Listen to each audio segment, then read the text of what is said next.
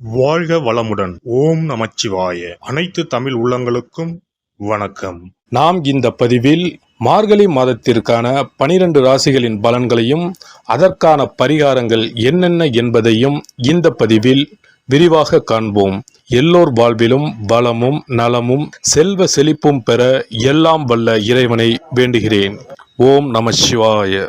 துலாம் ராசி அன்பர்களுக்கு சித்திரை 3ஆம் பாதம் முதல் சுவாதி விசாகம் 3ஆம் பாதம் வரை தொழில் வளம் சிறப்பாக இருக்கும். பிள்ளைகள் வழியில் சுபகாரிய பேச்சுக்கள் கைகூடும். இடம் வாங்குவது, வீடு வாங்குவது போன்றவற்றில் கவனம் செலுத்துவீர்கள். இல்லத்தில் சுப நிகழ்ச்சிகள் ஒன்றன் பின் ஒன்றாக நடைபெறும். பிரிந்து சென்ற உறவினர்கள் பிரியமுடன் வந்து இணைவர். செய்தொழில் எதுவாக இருந்தாலும் முன்னேற்றம் கூடும்.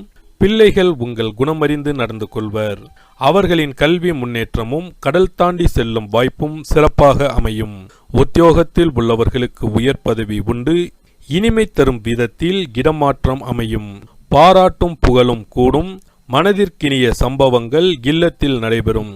குடும்பத்தில் கெட்டிமேளம் கொட்டும் வாய்ப்பும் கேட்ட இடத்தில் உதவிகள் கிடைக்கும் வாய்ப்பும் உண்டு. அதிகார பலம் பெற்றவர்கள் நட்பாவதால் சில காரியங்கள் கைகூடும். தம்பதியர்களுக்குள் இருந்த கருத்து வேறுபாடு அகலும். கல்யாண முயற்சிகளில் இருந்த தடைகள் விலகும். பெண் பிள்ளைகளின் சுபச்சடங்குகள், படித்து முடித்தவர்கள் பட்ட மேற்படிப்பிற்காக வெளிநாடு செல்லும் வாய்ப்பு போன்றவை இம்மாதத்தில் கைகூடும். வாழ்க்கை துணைக்கு வேலை கிடைத்து உதிரி வருமானங்களும் பெருகும். குடும்பத்துக்கு தேவையான நவீனகரமான பொருட்களை வாங்கும் வாய்ப்புகள் உண்டாகும். உங்கள் தகுதியை உயர்த்திக் கொள்வதற்கான யோகம் ஏற்படும். கொடுத்த வாக்குறுதிகளை எளிதில் நிறைவேற்ற முடியும். தொழில் வியாபாரத்தில் இதுவரை இருந்த தேக்கங்கள் விலகி முன்னேற்றமான நிலை ஏற்படும். பொருளாதார நிலை மிக மிக சிறப்பாக இருக்கும். கடன் பிரச்சனைகள் யாவும் குறையும். திறமையான வேலையாட்கள் கிடைப்பதால் எடுத்த வேலைகளை குறித்த நேரத்தில் செய்து முடிக்க முடியும். தொழில் அபிவிருத்திக்காக மேற்கொள்ளக்கூடிய முயற்சிகள் வெற்றி தரும். நண்பர்களுடைய ஆதரவு மிக சிறப்பாக இருக்கும். கணவன் மனைவி விட்டு கொடுத்து செல்வது நல்லது. பணப்புழக்கம் அதிகரிக்கும். வீடு வாகனம் வாங்கும் யோகம் உண்டாகும். புது டிசைனில் ஆபரணங்கள் வாங்குவீர்கள். ஷேர் மூலம் பணம் வரும். அந்தஸ்து உயரும். வழக்கு சாதகமாகும். தடைப்பட்ட சுப நிகழ்ச்சிகள் இனி தடையின்றி நடந்தேறும். வரும் காலத்தை பற்றிய பயம் வந்து நீங்கும். நல்ல வாய்ப்புகளை சரியாக பயன்படுத்தாமல் விட்டுவிட்டோமே என்று சில நேரங்களில் புலம்புவீர்கள். எதன் பொருட்டும் எவருக்காகவும் எந்த உறுதிமொழியும் தர வேண்டாம். உங்கள் மீது சிலர் வீண் பழி சுமத்துவார்கள். அரசாங்க அதிகாரிகளை பகைக்க வேண்டாம். திடீர் பயணங்களும் செலவுகளும் இருக்கும். வாகனத்தில் அதிக வேகம் வேண்டாம். வெளி உணவுகளை தவிர்ப்பது நல்லது. கர்ப்பிணிகள் மருத்துவரின் ஆலோசனை இன்றி எந்த மருந்தும் உட்கொள்ளக்கூடாது. மேலும் சோர்வு களைப்பு நீங்கும். குடும்பத்தில் அமைதி திரும்பும். ஈகோ பிரச்சனையால் பிரிந்தவர்கள் ஒன்று சேர்வீர்கள். தள்ளிப்போன கல்யாணம் சீமந்தம் நல்ல விதத்தில் முடியும். வங்கி கடன் கிடைத்து புது வீடு கட்ட தொடங்குவீர்கள். மகளுக்கு எதிர்பார்த்த இடத்திலிருந்து வரணமையும். செலவுகள் இனி குறையும். பழைய கடனில் ஒரு பகுதியை பைசல் செய்ய உதவிகள் கிடைக்கும். அதிக சம்பளம் சலுகையோடு நல்ல நிறுவனத்தில் வேலை கிடைக்கும். உடன் பிறந்தவர்கள் உங்களின் உண்மையான பாசத்தை உணர்வார்கள். அடையில் இருந்த நகையை மீட்டு புதிய நகைகளை வாங்குவீர்கள். அரசு காரியங்கள் விரைந்து முடியும். எதிலும் பிடிப்பற்ற போக்கு, பிறர் மீது நம்பிக்கையின்மை, வீண் விரயங்கள் வந்து செல்லும். பழைய கடன் பிரச்சனைகள் மனதை வாட்டும்.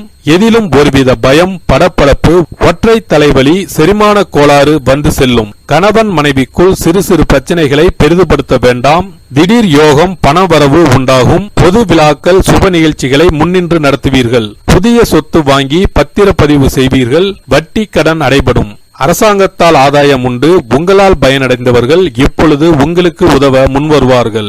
வீண் செலவுகள், கடன் பிரச்சனைகள் வந்து செல்லும். வியாபாரிகளுக்கு இம்மாதம் முதல் லாபம் அதிகரிக்கும். பழைய சரக்குகளை விற்று தீர்ப்பீர்கள். அதிரடி சலுகை திட்டங்கள் மூலம் வருவாய் அதிகரிக்கும். பங்குதாரர்களை பகைக்க வேண்டாம். புது கிளைகளை தொடங்குவீர்கள். ஏற்றுமதி இறக்குமதியால் லாபம் உண்டு. பெரிய வியாபாரிகளின் நட்பு கிடைக்கும். உங்களின் திறமைக்கு மரியாதை உண்டாகும். அதிகாரிகளின் நம்பிக்கையை பெறுவீர்கள்.